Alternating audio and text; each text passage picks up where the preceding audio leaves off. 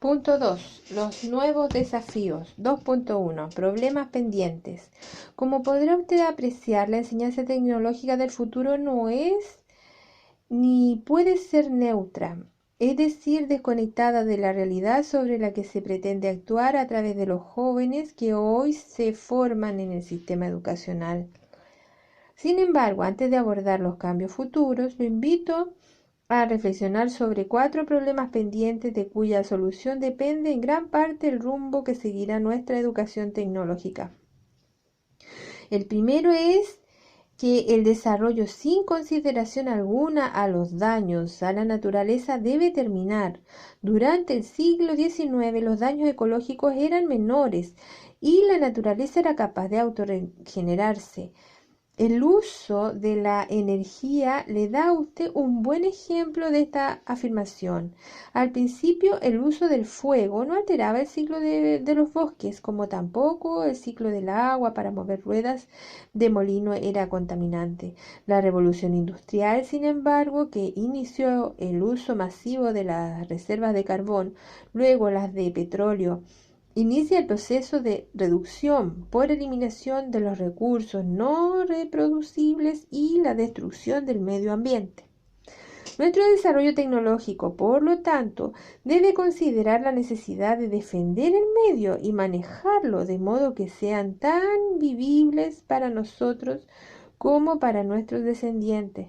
El desafío al respecto es la invención o el desarrollo de energías no contaminantes, como pueden ser la solar, la eólica, el reciclar materiales ya usados e introducir en los cálculos económicos la limitación de los recursos no renovables, como el cobre, por ejemplo.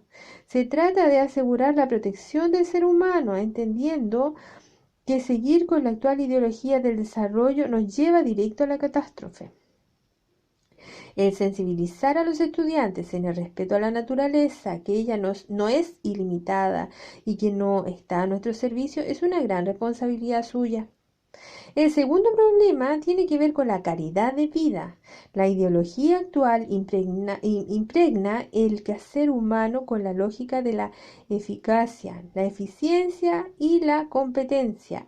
Ello supone la permanente tensión que genera en los trabajadores la urgencia y la exigencia que más productividad en menos tiempo.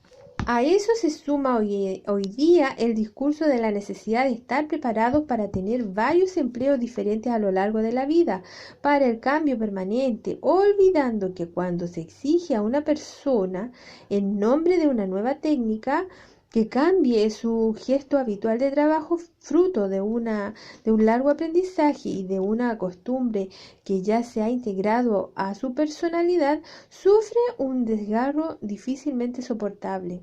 A las tensiones cotidianas producto del cambio se une la incertidumbre del futuro, la polución de las grandes ciudades, la gran cantidad de horas que se pierden en el desplazamiento del hogar al trabajo y viceversa, a las necesidades en el caso de los profesores de laborar en 2 o más establecimientos educacionales para hacerse un sueldo decente.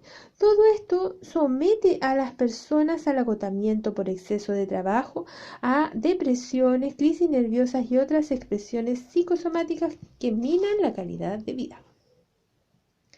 Este segundo problema por resolver, defender la calidad de vida, significa romper la cadena: más trabajo productivo igual más posesión de cosas igual más competente, que se traduce en un proceso de ruptura permanente de las relaciones interpersonales. El proceso de enseñanza-aprendizaje tecnológico para comenzar a enfrentar esta realidad negativa, pienso que es importante inculcar de modo permanente la responsabilidad de sus alumnos en sus alumnos, porque como está escrito o como escribe Humberto Maturana, comillas, el espacio de la reflexión somos siempre responsables de nuestras acciones. En el espacio de la reflexión somos siempre responsables de nuestras acciones, porque siempre tenemos la posibilidad de darnos cuenta de lo que hacemos. Además, el cómo somos es siempre el presente de nuestra historia.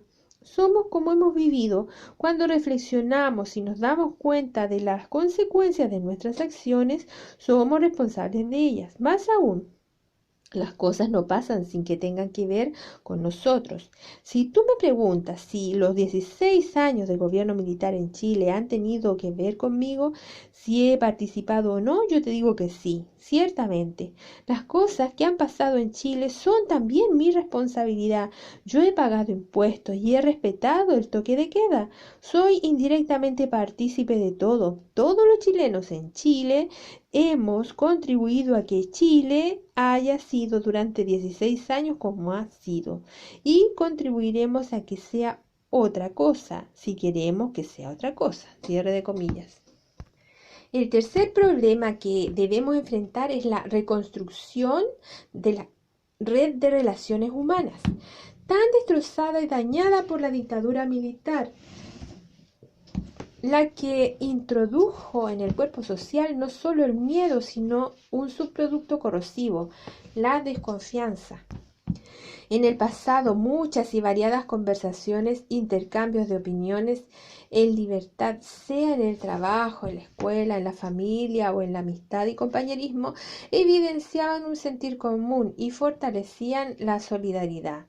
Esta se concretaba en la participación de diferentes colectivos, grupos de trabajo, asociaciones no gubernamentales, sindicatos, juntas de vecinos, cooperativas, donde el protagonismo era del grupo, no del individuo.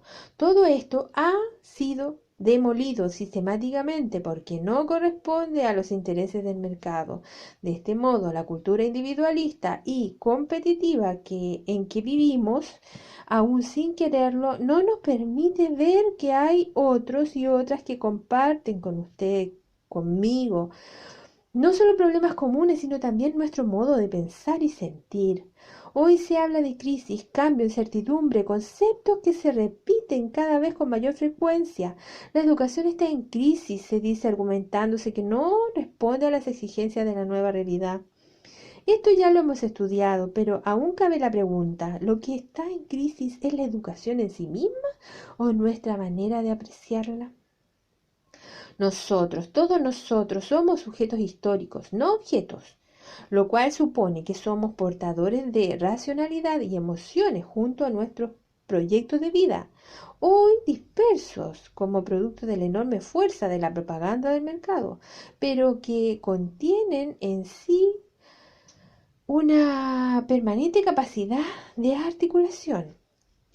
La demostración de esta afirmación está en el hecho que, si bien hoy existe una débil estructuración social, surgen, sin embargo, miles de microorganizaciones con sus respectivos actores sociales que se agrupan alrededor de intereses particulares e inmediatos y que cada vez esperan menos del Estado por su debilidad y escaso interés de sus dirigentes por cambiar esta situación.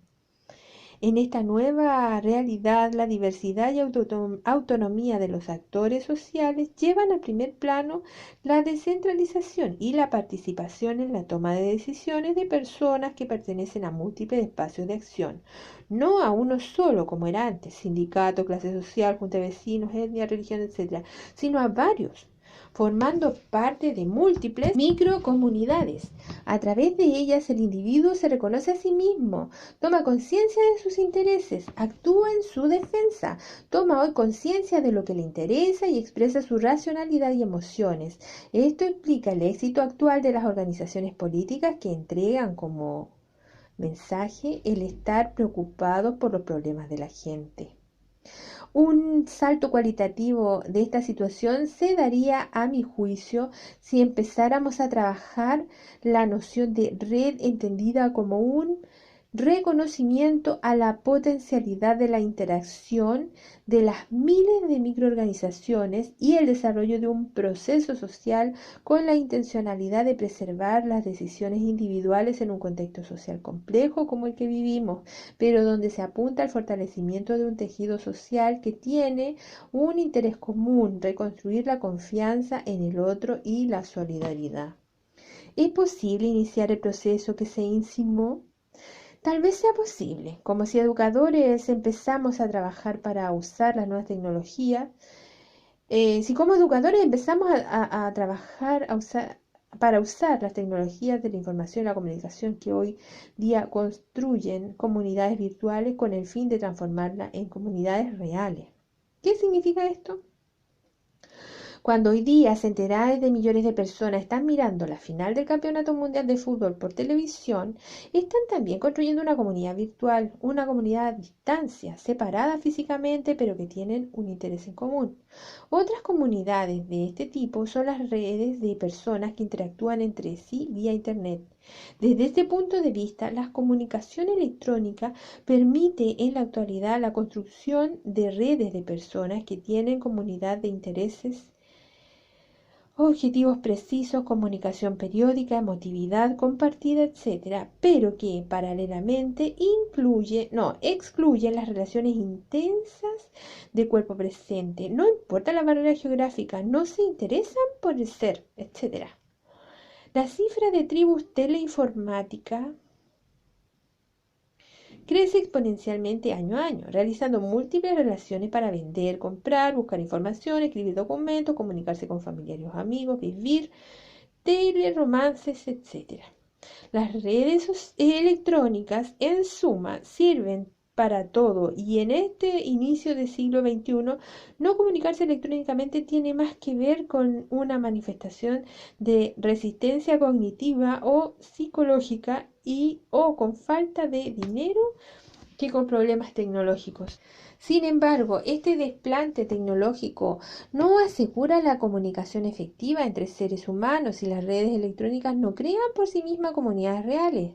Es preciso la intervención del ser humano para organizar estas tecnologías de modo que dé forma y solicite interacciones en pos de los objetivos como la solidaridad, el respeto al otro, la confianza, la participación. Para iniciar este proceso, los profesores tenemos que desacralizar esta tecnología, mostrando y demostrando que ella también se presta al abuso. Está al servicio de la policía, de los bancos, de los prestamistas, de la exclusión de unos por otros. En definitiva, nuevamente dejando claro que la tecnología nunca es neutra, siempre sirve a alguien o a grupos de élite, salvo que nosotros, las grandes mayorías, queramos darle otros objetivos y metas. ¿Cómo se lleva todo esto a la escuela, en particular a la enseñanza tecnológica?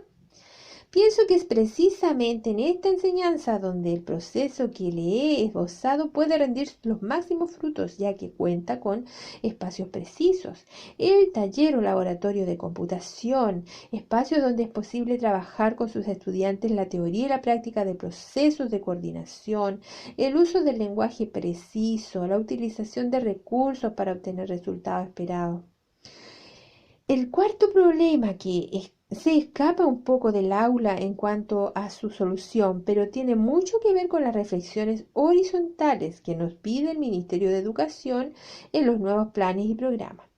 Se trata del problema relacionado con la manera como se reparte el excedente que generan los avances tecnológicos, no solo en Chile, sino en todos los países subdesarrollados en un proceso de crecimiento demográfico constante. Ocurre que las naciones industrializadas vía sus empresas transnacionales han explotado sistemáticamente los recursos naturales de los países como el nuestro. Aquí se llevan el cobre en bruto, acompañado de la plata, oro, el tungsteno y otros minerales no declarados. En otras partes el petróleo, el carbón, las piedras preciosas o lo que sea. Al mismo tiempo nos venden las técnicas más avanzadas en medicina, agricultura, armamento, electrónica y otras, o sea, ganancia por partida doble. En esta situación, la demografía adquiere un relieve máximo. Durante el siglo XIX, el crecimiento medio de la población mundial conocida era aproximadamente un 0,5%. A mitad del siglo pasado era del 1% y al final del 2%. La conclusión, y algo explícita el informe Meadows, es que si el mundo no es capaz de moderar la explotación de los recursos naturales, ni tampoco de establecer sistemas más justos para repartir el excedente de riqueza que generan los nuevos conocimientos tecnológicos, pueden generarse graves conflictos sociales. Cuando usted haga sus clases, hable también de estas cosas, ya que las ideas que usted siembre son como virus, como espermatozoides, como gérmenes, es decir, tienen las características aleatorias de la fecundación, del desarrollo de virus o gérmenes, todos los cuales se diseminan por todas partes, pero se multiplican solo si las circunstancias les son favorables. Lo mismo ocurre con las ideas relacionadas con los problemas pendientes por resolver.